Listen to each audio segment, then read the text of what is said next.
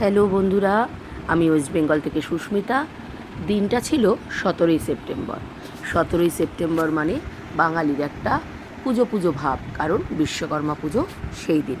কিন্তু আমার আনন্দটা একটা অন্য জায়গায়। সেটা হলো আমার রাজকন্যা, তার আজকে জন্মদিন।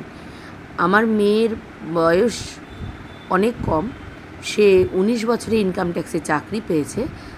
তার সূত্রেই সে রয়েছে চেন্নাই। কিন্তু প্রতি বছরের ন্যায় আমরা এই দিনটা মিস করলাম না। মেয়ে না থাকলেও মেয়ের নামে পুজোটা তো দেওয়াই যায়।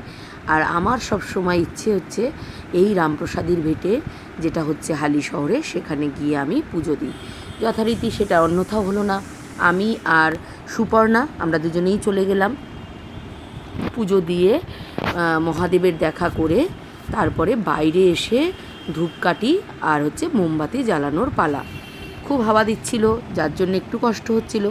যাই হোক, ধূপকাঠি আর মোমবাতি দুটোই জ্বালিয়ে নিয়ে মায়ের উদ্দেশ্যে, আমার মায়ের কাছে আর কিছুই বলার নেই। মাকে বলি, মা তুমি ভালো থেকো, আর তুমি যেটা চাও সেটাই করো। সেটা যদি ভালোর জন্য হয় ভালো, যেটা তুমি চাইবে সেটাই হবে।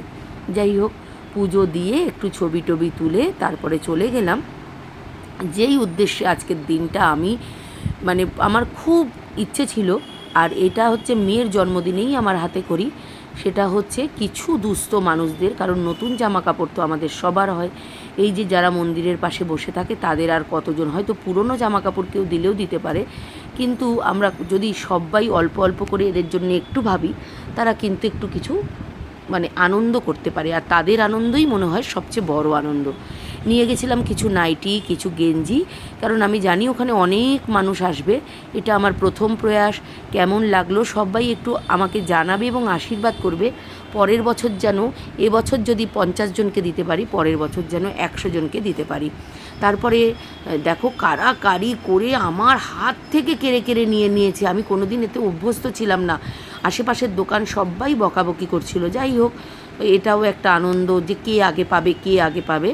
তারপর ছেলেদের উদ্দেশ্যে দিলাম কতগুলো গেঞ্জি, 6টা গেঞ্জি, 6টা নাইটি নিয়ে গেছিলাম, এবং 10 জনের জন্য বাদবাকি টাকা, কারণ আমি জানতাম যে এগুলো ওখানে এতটাই কম পড়বে যে আমাকে কিছু টাকাও হাতে নিয়ে যেতে হবে।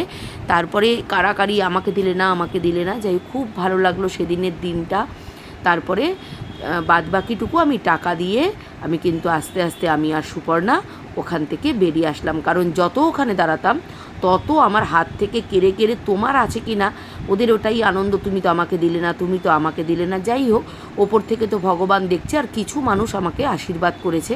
আমি ওইটাই চাই, আশীর্বাদ করো আমার মেয়েটা যেন ভালো থাকে, এইটাই মা হয়ে একটাই প্রার্থনা। আর আমার বাবা মা যেন যেমন আছে ভালো থাকে, এইটাই আমার প্রার্থনা। যাই হোক, টাকা পয়সা দিলাম। তারপরে আস্তে আস্তে আমরা টোটোর উদ্দেশ্যে রওনা দিলাম। এবার আমরা যেহেতু ফেসবুক করি, আমরা যেহেতু ইউটিউব করি, রাস্তায় যাই দেখি আমাদের মনে হয় একটু ছবি তুলে নিই। আমরা যখন টোটো করে আসছিলাম, যাওয়ার সময় দেখে গেছিলাম একটা জায়গায় অনেকগুলো ঠাকুর মা দুর্গার রং হচ্ছে। তা আমি কিন্তু টোটোর ভাইকে বলে রেখেছিলাম, এই চলো যেতে যেতে কিন্তু বাদিকেই পড়বে, আর আমরা কিন্তু সেই ছবিগুলো তুলব। কিন্তু এই দেখো, আমরা টোটোয় বসে আমি আর সুপর্ণা যাচ্ছি। এরপর এসে গেল যেতে যেতে, এই দেখো এখানে প্রচুর মা রং হচ্ছে। কিন্তু এখন যেহেতু ছবি তোলার ভিড়, ওই জন্য এটা বাস দিয়ে আটকে দিয়েছে যাতে তুমি ছবিটা তুলতে না পারো। আমি চেষ্টা করেছিলাম যদি ভেতরে গিয়ে তোলা যায়, কিন্তু সামনে বেঞ্চ বাস সব দিয়ে আটকে রেখেছিল। যাই হোক, কেমন লাগলো ভিডিওটা অবশ্যই জানিও, পাশে থেকে